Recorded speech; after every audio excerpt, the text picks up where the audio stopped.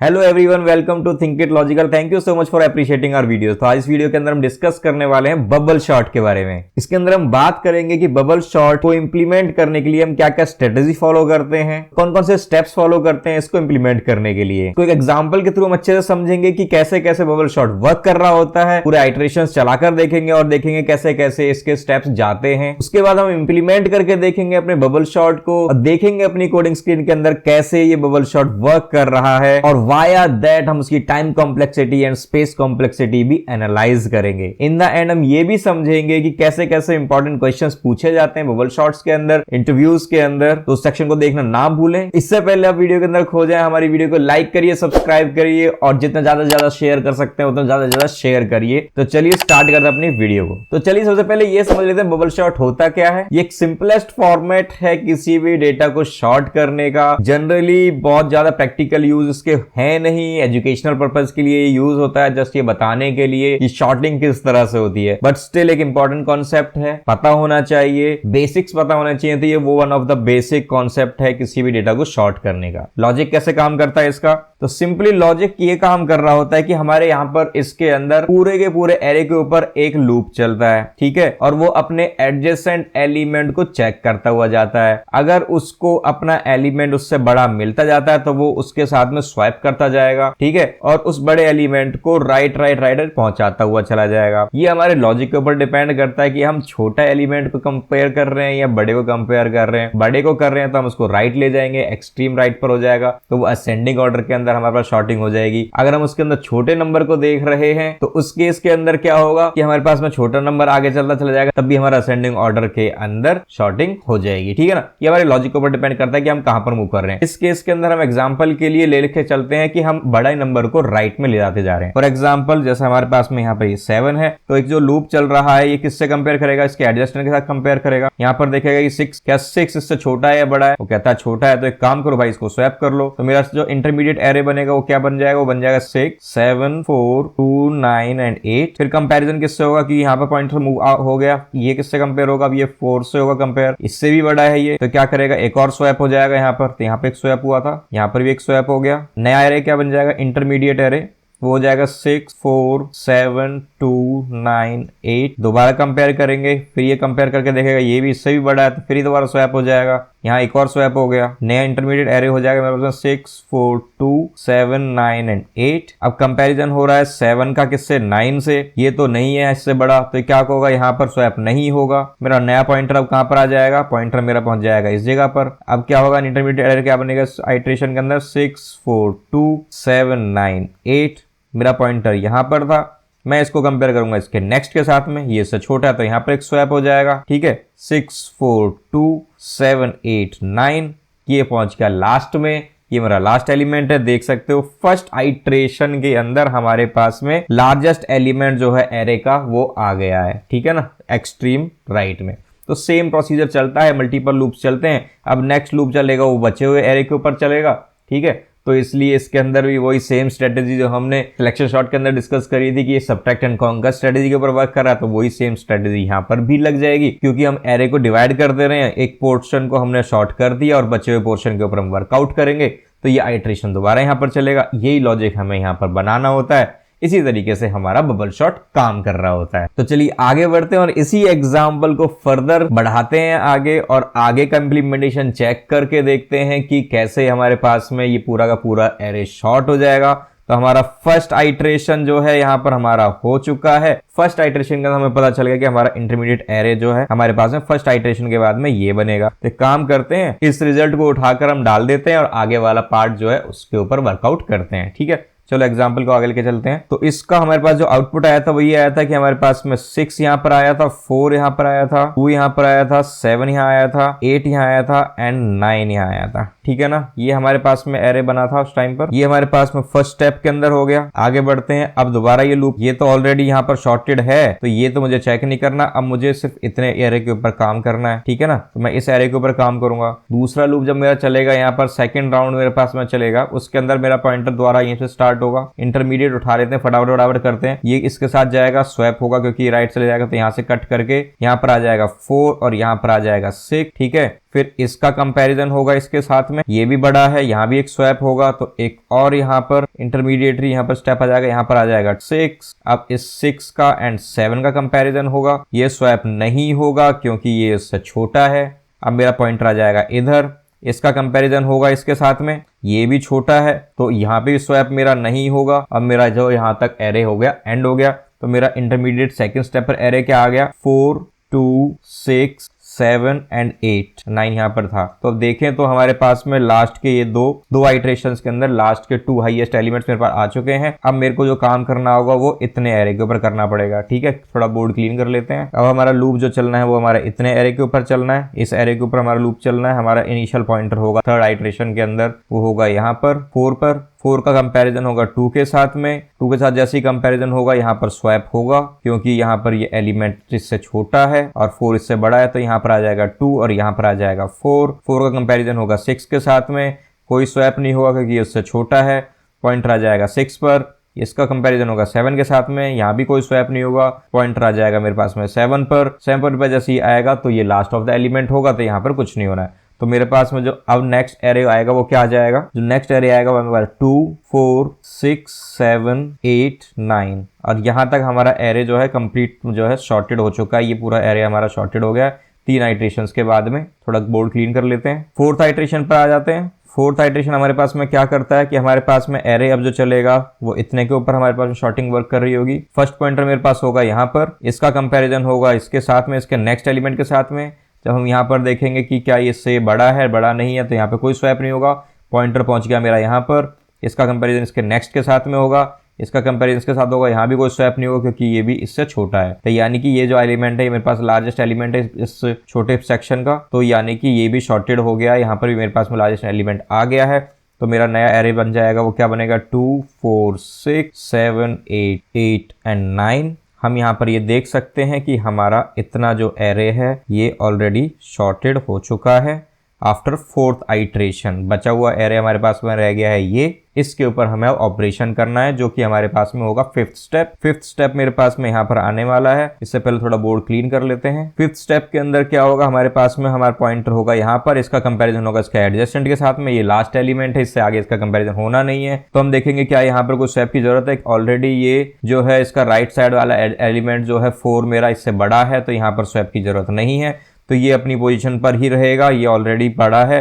तो हमारे पास में नया जो एरे इंटरमीडिएट बनेगा 5th स्टेप के बाद में बचेगा 2 4 6 7 8 9। अब ये जो एरे है मेरे पास में इतने के ऊपर ऑपरेशन होना है, और ये जो बचा हुआ एरे है ये सारा का सारा शॉर्टेड हो चुका है। ये चीज क्लियर है। तो जो इतने पोर्शन के ऊपर शॉर्टेड होना, ये सिंगल एलिमेंट है, तो इसके अंदर तो कोई स्वैपिंग वाला पॉसिबिलिटी है नहीं। तो हमारा 6th जो स्टेप होगा वो सिंपल ये कह देगा कि हाँ भाई साहब ऐसा है, हमारा शॉर्टेड एरे है वो यही रहने वाला है। एंड आफ्टर 6th स्टेप हमारे पास में शॉर्टेड एरे आ जाता है, ठीक है। तो इस तरीके से हमारा बबल शॉर्ट वर्क कर रहा है। डिवाइड एंड कॉन्कर स्ट्रेटेजी के अंदर हम जो एक सेक्शन है सब्ट्रैक्ट एंड कॉन्कर, वो हम इसके अंदर इंप्लीमेंट कर रहे हैं। एक छोटा सेक्शन को शॉर्ट कर लेते हैं, रिमेनिंग सेक्शन को हम नेक्स्ट आइटरेशन के अंदर ऑपरेट करते हैं, ठीक है। ये चीज विद एग्जांपल आपको बहुत अच्छे से समझ में आ गया है। एक काम करते हैं, इसको एनिमेशन के थ्रू भी देख लेते हैं जरा भाई साहब ये काम कैसे कर रहा है, और एक बार एनिमेशन के थ्रू इसको वर्कआउट करके देख लेते हैं और देखते हैं कि कैसे ये काम हो रहा है। तो उसके लिए हमें चलना पड़ेगा अपने विजुअल एल्गो वाली वेबसाइट की तरफ। तो चलिए चलते हैं वहां पर। चलिए आ गए हम विजुअल एल्गो की तरफ। यहाँ पर मैंने जो है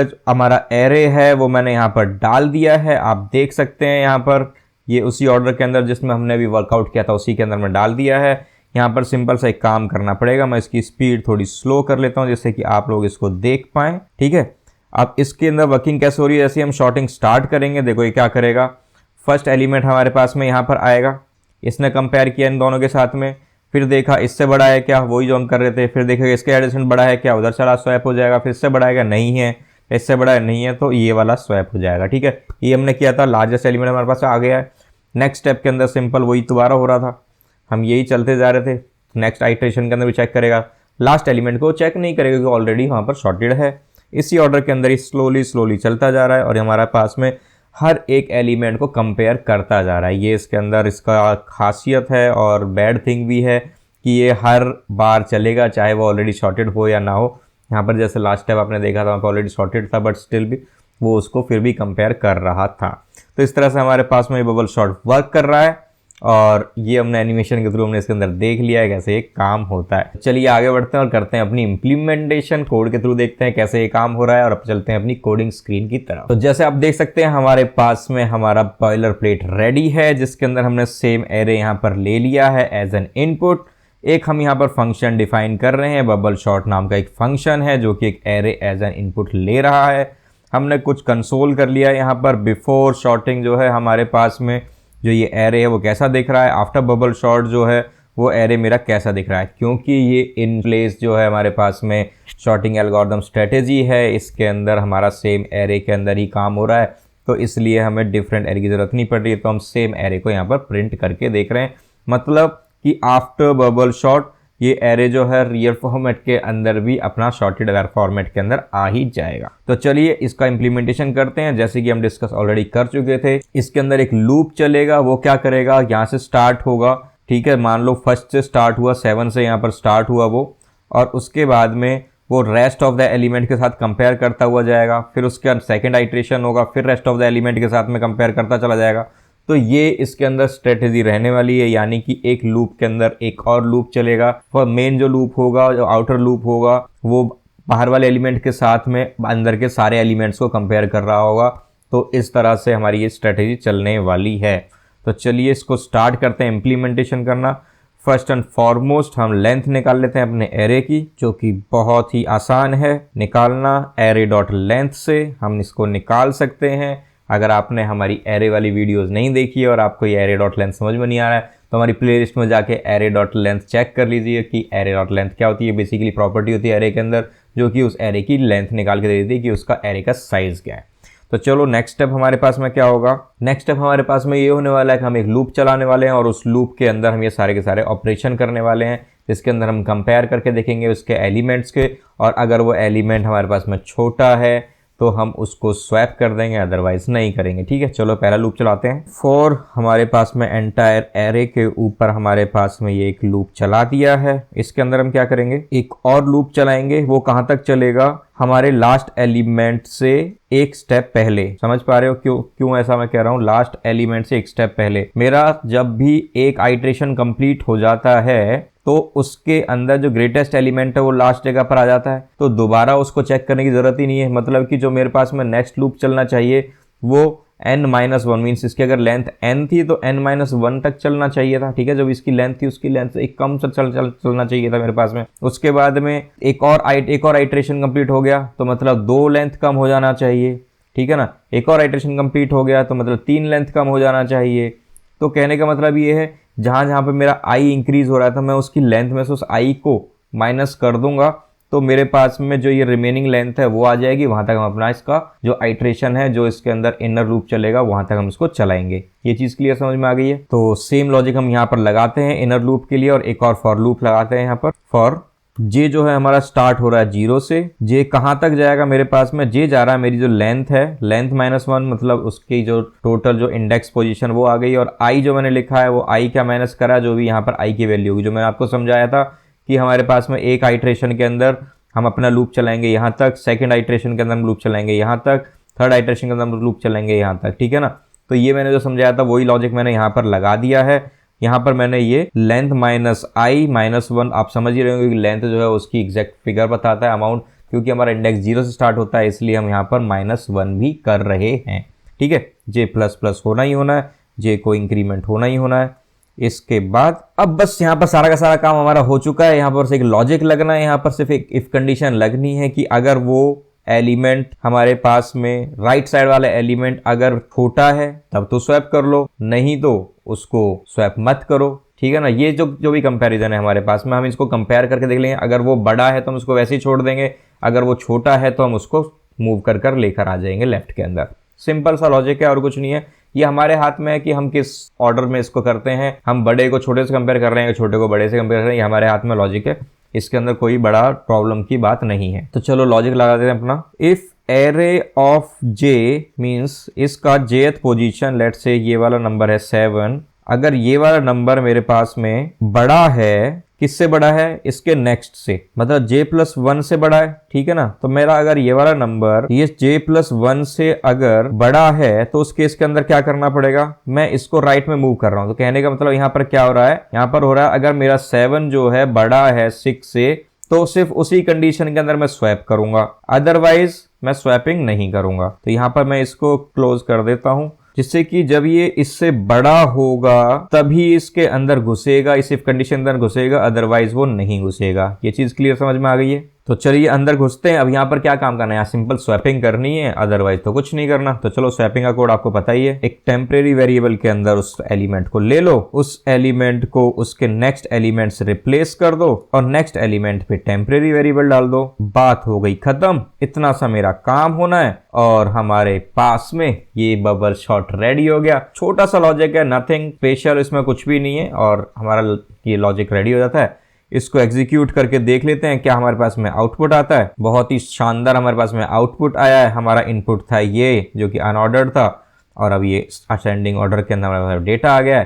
तो इस तरह से हमारा बबल शॉट यहाँ पर इंप्लीमेंट हो जाता है। सिंपल लॉजिक है, पूछ लेते हैं, बहुत ज्यादा इंपॉर्टेंट कॉन्सेप्ट नहीं है, बट एटलीस्ट हमें पता होना चाहिए कि क्या हो रहा है। और स्पेशली ये जो सेक्शन है यहाँ पर मैंने आपको बताया है, ये सेक्शन की वजह से ही इसमें थोड़ा सा पूछ सकते हैं कि भाई हमारे पास में कुछ लोग क्या करते हैं पूरा एंड तक लूप को चला देते हैं, वो भी ठीक है। ऑल्दो इसकी जो कॉम्प्लेक्सिटी आने वाली है वो n² ही आने वाली है, बट स्टिल हम थोड़ा सा और ऑप्टिमाइज कर सकते हैं। तो बाय दिस लॉजिक हमने छोटा सा ऑप्टिमाइजेशन इसके अंदर ऐड कर दिया है, अदरवाइज तो इसके अंदर ऐसा कुछ हाई फाई लॉजिक हमने ऐड करा नहीं है।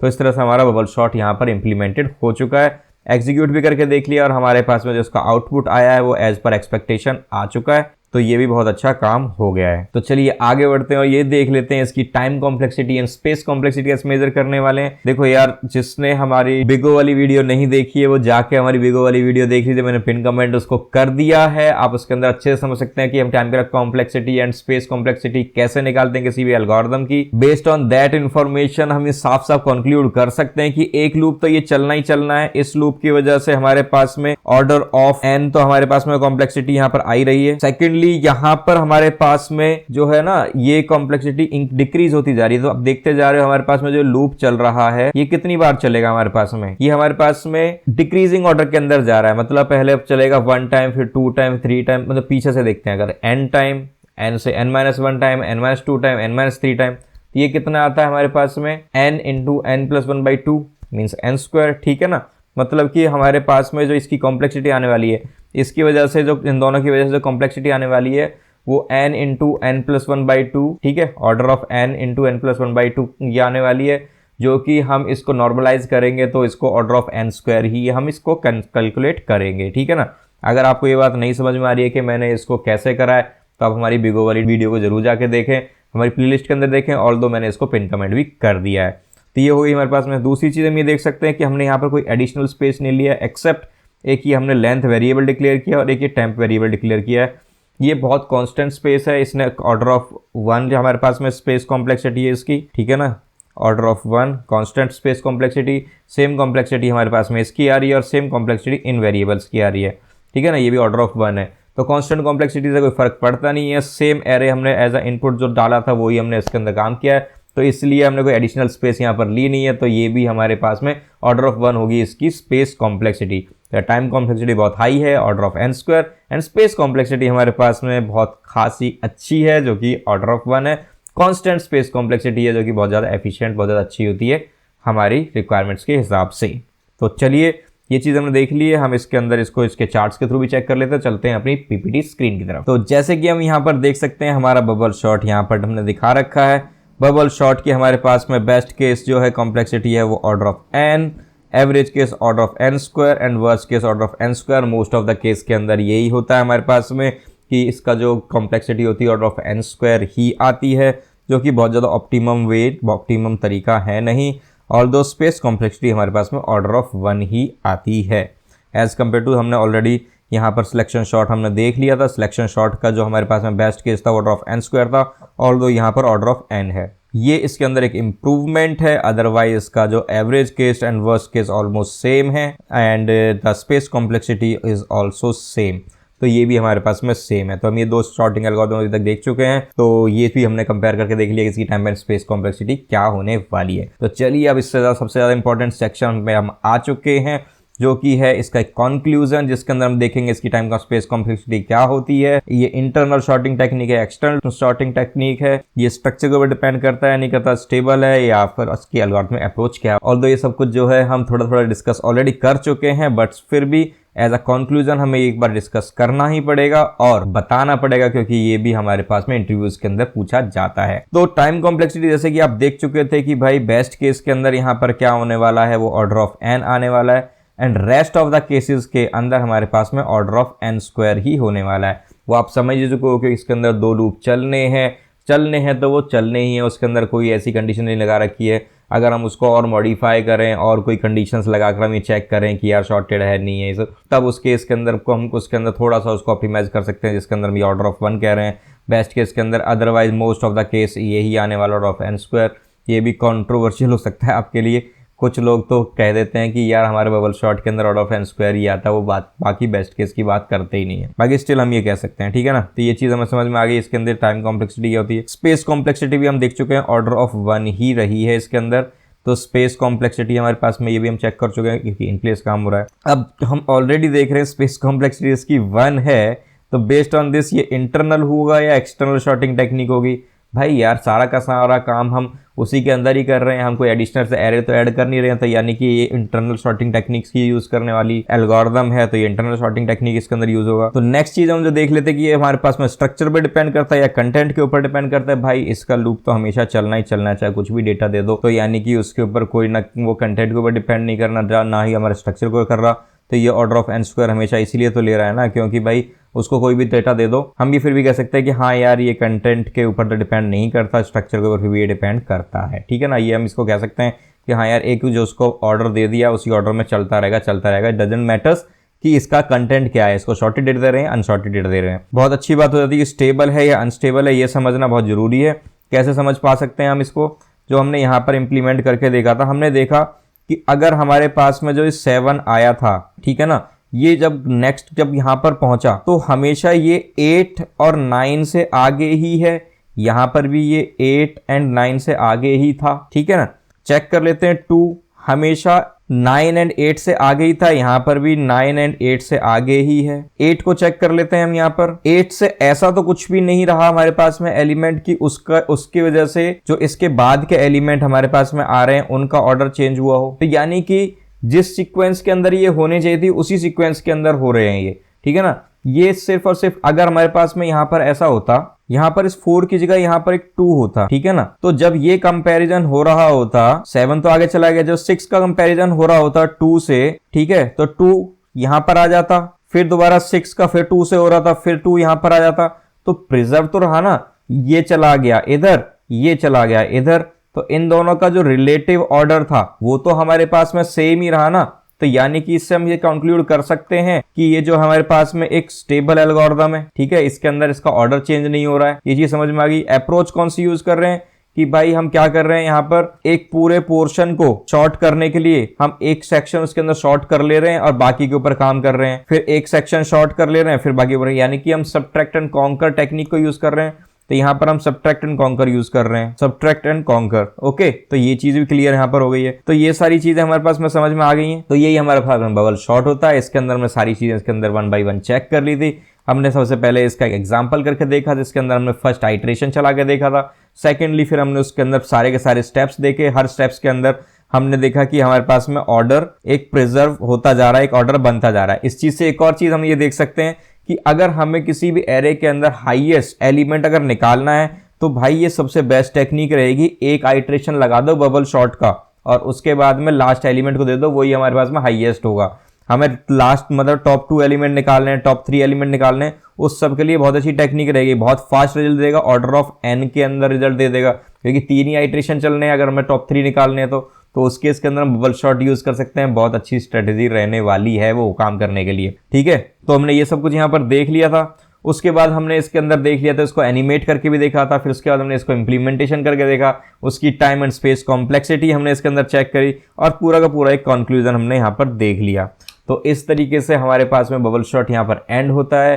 तो हमारी इन वीडियोस को आप इसी तरह से सपोर्ट करते रहिए, हमारी वीडियोस को लाइक करिए, सब्सक्राइब करिए। अगर आप हमारे चैनल पर नए हो तो बेल आइकन भी जरूर दबा देना सब्सक्राइब करने के बाद में, और हो सके तो अपने फ्रेंड्स को या अपने सर्कल के अंदर इसको ज्यादा से ज्यादा सर्कुलेट करें, जिससे ये ज्यादा से ज्यादा लोगों तक पहुंच सके। तो इसी के साथ वीडियो को एंड करते हैं। Keep coding, keep practising, stay with your parents, stay with your loved ones and bye bye.